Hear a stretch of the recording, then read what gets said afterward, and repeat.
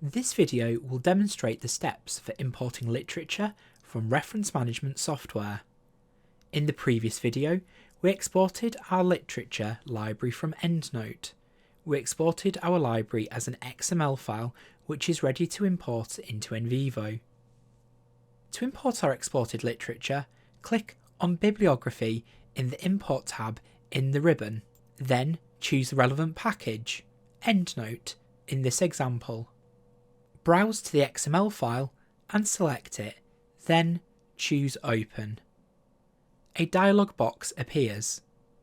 I can choose whether I'd prefer to see the title or author and year as the file name.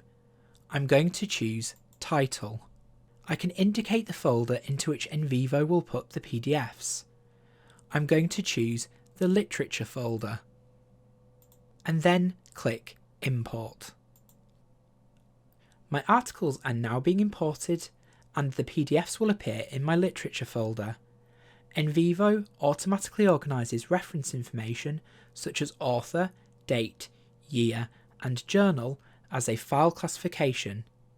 A memo has automatically been created and linked to the PDF, which contains the abstract, keywords and my notes, if any.